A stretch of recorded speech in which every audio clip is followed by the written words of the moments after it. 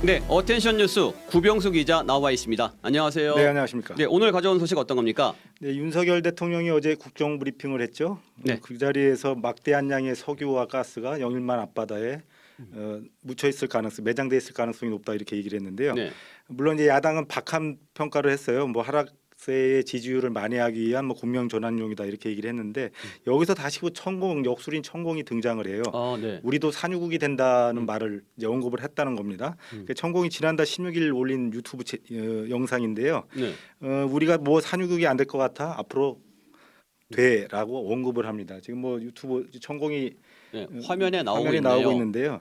그 이어서 이제 이 나라 저 밑에 석유와 가스가 많다. 예전에는 손댈 수 없는 기술이 손댈 수 있는 기술이 없었지만 지금은 그런 게 다 있다 이렇게 얘기를 했습니다. 또 이제 덧붙여서 대한민국 밑은 보물덩어리라며 인류에서 최고 보물이 한반도에 다 있는 것이다 이렇게 말하기도 했어요. 네네. 근데 뭐 천하람 개혁신당 원내대표도 어제 뭐 CBS 라디오에서 이와 관련한 언급을 했는데요.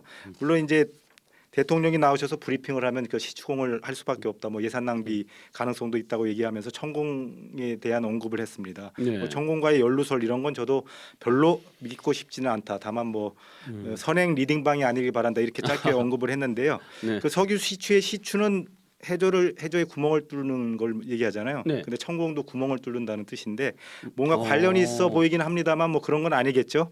역술인이 과학과 기술의 영역에 대해서 호언을 하는 게 적절한지 여부를 떠나서 그의 말이 정말 적중했으면 좋겠습니다. 네, 그렇군요. 네, 다음 소식은요. 네, 그 김호중 팬 일부가 그의 선한 영향력으로 100억 원을 기부했다면서 음주운전 뺑소니 혐의에 대해서 선처를 요구를 했습니다. 네. 뭐 근데 알고 보니 100억 중에 75억 원은 앨범 기부로 이렇게 알려졌어요. 네. 네, 김호중의 공식 팬카페의 기부 내역에 따르면 그 팬덤 아리스라는 팬덤 김호중 씨의 팬덤이죠.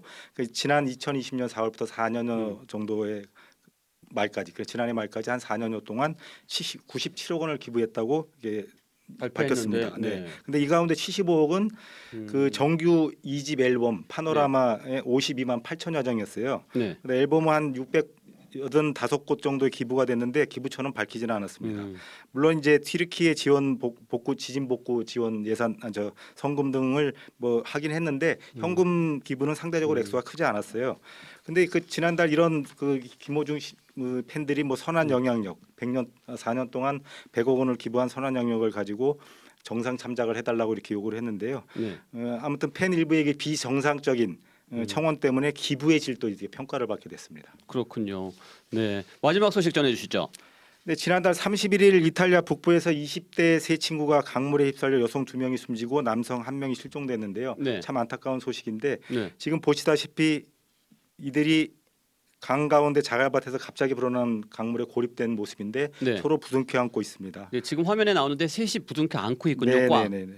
서로 껴안고 있는 모습인데요. 서로 꼭 껴안은 채 중심을 잃지 않으려고 안간힘을 썼는데 결국 강물에 휩쓸리고 말았어요. 네네. 구조 헬기는 이들이 사라진 지 1분 뒤에 도착을 했고요. 네. 그 현지에 뭐 구조대원들이 출동을 했는데 거센 물살 때문에 아무 일도 하지 못했습니다. 그저 바라보고만 있었다고 합니다.